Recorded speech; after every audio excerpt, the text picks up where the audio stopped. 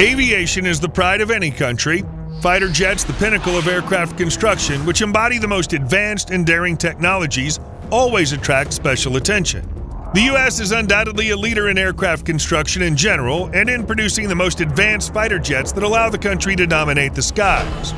But what will happen tomorrow? After all, progress does not stand still, and America's adversaries are not sitting idly by.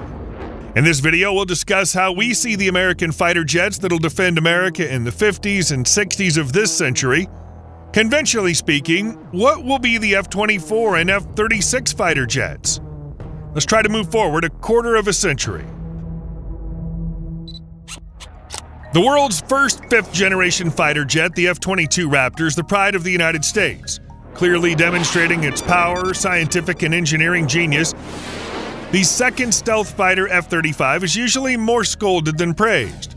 They say that there are a lot of shortcomings, and there's no supersonic without the use of an afterburner.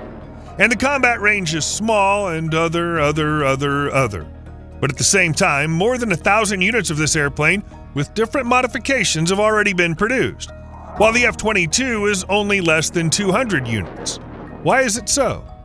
No matter how Army officials are always scolded, they seem to have found the optimal formula of success for fighter aircraft for our time. It's necessary to have two types of fighter aircraft. One is the Lion, the king of beasts, maximally powerful, capable of destroying any enemy, albeit very expensive, both in production and in operation. And only one country should have such a Lion. And of course, it's the United States. Now the Lion is the F-22 Raptor, a fighter with the lowest effective dispersion area, 3 times smaller than that of a 1-cent coin. A fighter with a controlled thrust vector gives it super maneuverability. A fighter with a top speed of 2,414 kilometers an hour or 1,500 miles per hour, cruise speed of Mach 1.5, that's 1,960 kilometers an hour or 1,220 miles per hour.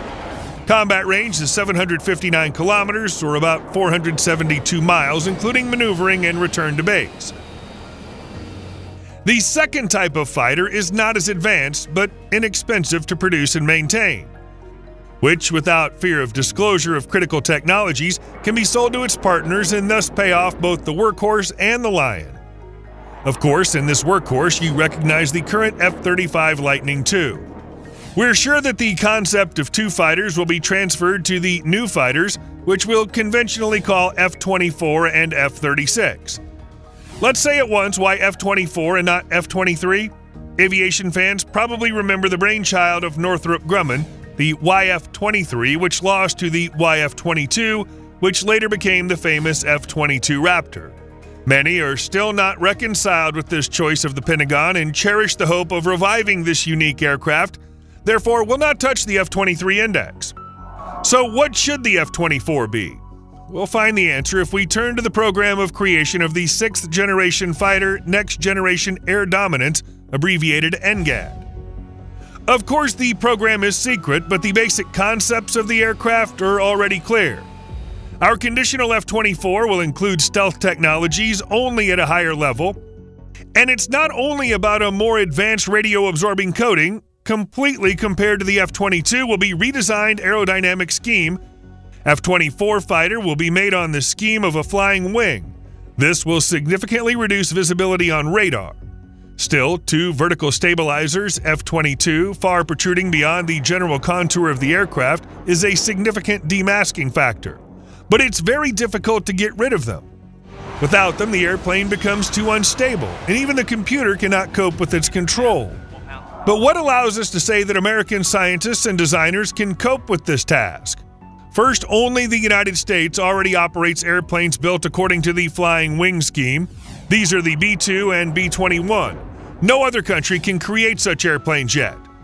Secondly, the USA is a leader in creating the most powerful processors with huge data processing speeds. Therefore, we don't doubt that the flying wing scheme will be applied to the 6th generation fighter as well. But the flying wing is not only practically invisible on radar, but also can have phenomenal maneuverability. Imagine a heavy pendulum. How hard is it to move? and how it tends to return to its original position. Now turn that pendulum upside down, make it unstable. Now the slightest push is enough to make this thing change its position, and the same with an aerodynamically unstable airplane. It takes just the slightest amount of force to make it change direction. So the new American fighter will not only be difficult to detect by radar, but also to hit it with a missile, if still seen. The second cardinal difference between the F-24 and the F-22 is its top speed. The F-22's top speed is Mach 2.25. The F-24 will have hypersonic speed, so Mach 5. It would seem that why strive for such a fantastic performance?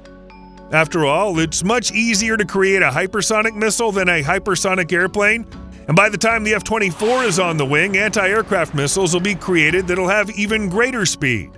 And there's still no getting away from them. But it's not that obvious. Let's not forget that the F-24 will not only be a very fast airplane, but also very stealthy. That's why radar can see it at very close range, plus the tremendous speed of the airplane, and now it's already out of range of enemy air defense. Add to this that an anti-aircraft missile to catch up and hit the F-24 must have a speed of at least 7 to 8 Mach, but at this speed, because of aerodynamic heating, it'll be surrounded by a cloud of plasma. How will the missile's homing head work in it? After all, plasma does not pass any radio signals. Of course, for hypersonic airplanes, turbojet engines that are on the F-22 and F-35 will not be suitable.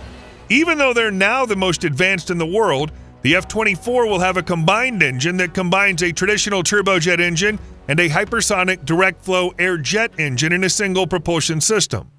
This system allows the aircraft to use the turbojet engine to accelerate to speeds of about Mach 3 and then switch to the hypersonic engine to reach speeds above Mach 5. Now the greatest success in the development of a combined engine has been achieved by the American companies Boeing and Lockheed Martin, as well as the British company Reaction Engines Limited.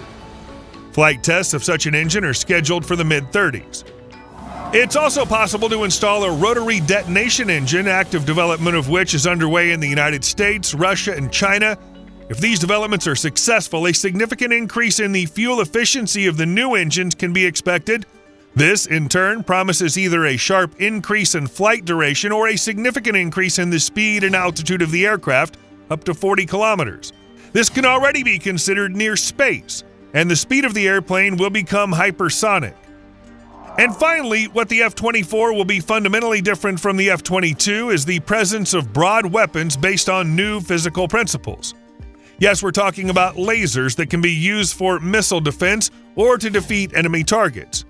In May this year, Boeing conducted the first test of a combat laser, the Advanced Tactical Laser, designed to hit ground targets. It was a chemical laser mounted on a C-130H transport aircraft. The laser was tested at the White Sands Desert Missile Range in New Mexico. The target, which was an armored vehicle with a remote control, was reportedly successfully hit. Boeing representatives claim that an airplane armed with such a laser is equal to the effectiveness of 130 attack helicopters. The power of each shot of the laser when hitting the target is comparable to a direct hit of a shell from a 105mm howitzer. According to Boeing representatives, in the future, the chemical laser will be replaced by an electronic or light laser, which will reduce the size of the laser and reduce the takeoff weight of the aircraft due to chemical preparations, which means an increase in the range of application of this weapon. So to summarize, our F-24 will be a flying wing with unique stealth and maneuverability. It'll be able to develop hypersonic speeds over Mach 5 and will have onboard laser weapons. And what will be its little brother, the F-36 fighter jet? It'll also be different from the F-24, just as the F-35 is different from the F-22. Of course, it'll have smaller dimensions than the F-24, but we think will also be made on the Scheme flying wing. If the problem of instability of this scheme is solved, the size of the airplane is no longer any fundamental difference, but the invisibility of the F-36 will be much higher than that of the F-35. The F-36 will probably also be equipped with the same engine as the F-24, but only one.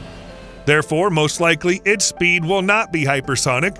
Of course, this will increase the aircraft's vulnerability for the reasons we stated above, arguing for the usefulness of hypersonic speed to counter enemy air defenses. So while the F-24 will overcome air defenses at the expense of its quality, the F-36 will do so at the expense of its quantity. But you can't say what you say. After all, pilots, American citizens, will die. No, they won't, because the F-36 is sure to be unmanned.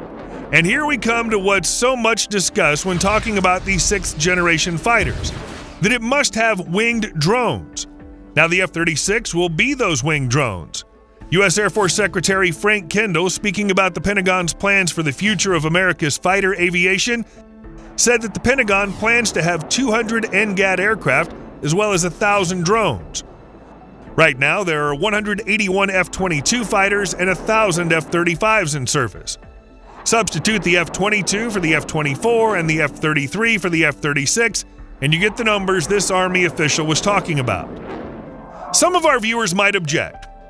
The F-36, which will replace the F-35 and will probably be about the same size, bears little resemblance to a winged drone, but compare the dimensions of the Russian S-70 Okhotnik, which is the wingman drone for their fifth-generation S-57 fighter, to the dimensions of the American F-35. The Su-70 is 14 meters long and has a wingspan of 19 meters, or 46 and 62 feet, respectively. The takeoff weight is 25 tons.